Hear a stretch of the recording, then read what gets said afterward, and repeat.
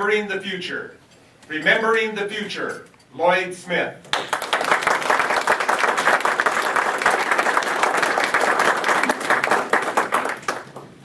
I was there when it happened. I was a 10-year-old kid standing in a neighbor's backyard in the Spokane Valley on the evening of October 4th, 1957. That's the night that the future began.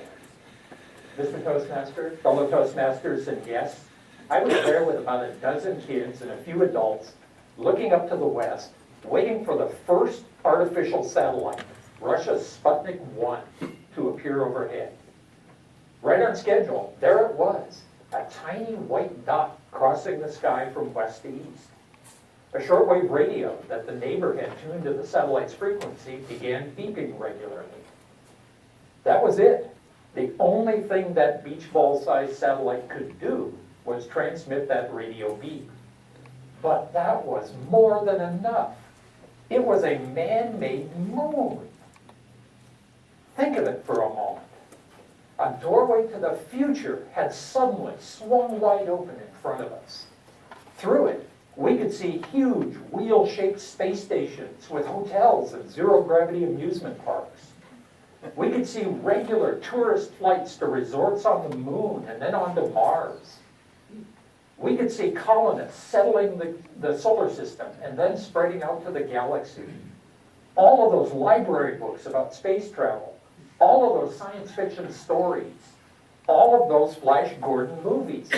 It was all really going to happen, and soon, too. We would do it all. We kids standing in that backyard, looking up at that satellite and listening to it beep. Can you imagine a more amazing time to be a kid with a future like that opening before him? Well, it's been nearly 56 years since that night, and I still haven't had my vacation on Mars. I didn't even get a Flash Gordon rocket-propelled backpack out of the deal. What happened to the future?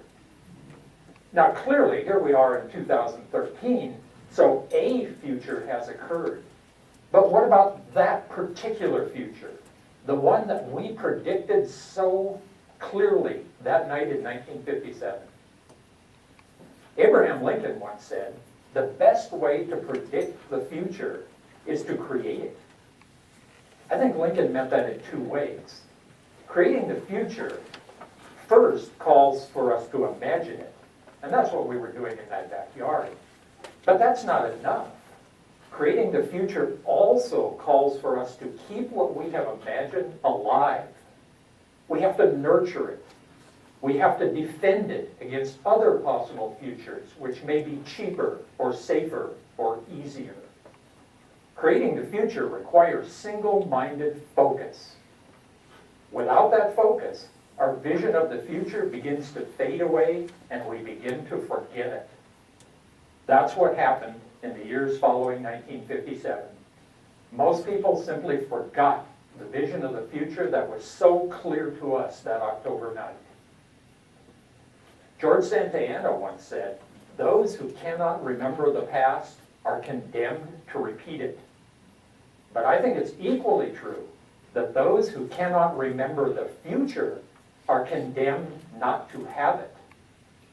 Remembering the future gives us the single-minded focus that is so essential for its creation.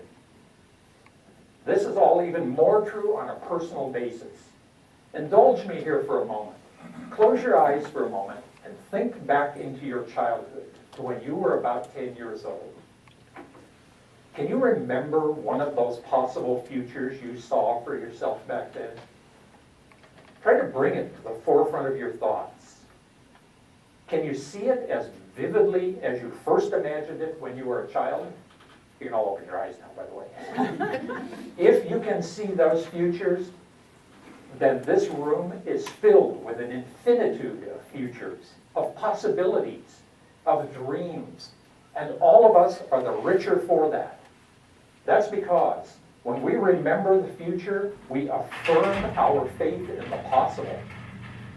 When we remember the future, we affirm a truth that we knew for certain when we were children, that our dreams matter. They matter more than anything. Now, none of us is a 10-year-old now, and we've come to accept that certain of our childhood dreams are just not going to happen. None of us in here is going to be a prima ballerina, at least of all me, or a professional football player. In fact, none of us are likely to have Flash Gordon rocket-propelled backpacks. But that doesn't matter. All of us still have futures, possibilities, and dreams that we need to remember.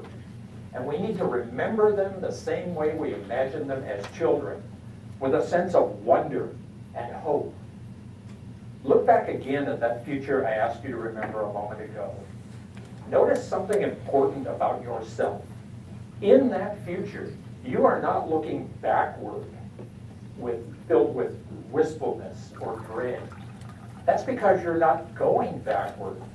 You are facing forward and looking upward, filled with hope, while your dreams soar out to the infinite possibilities that await them, that await you.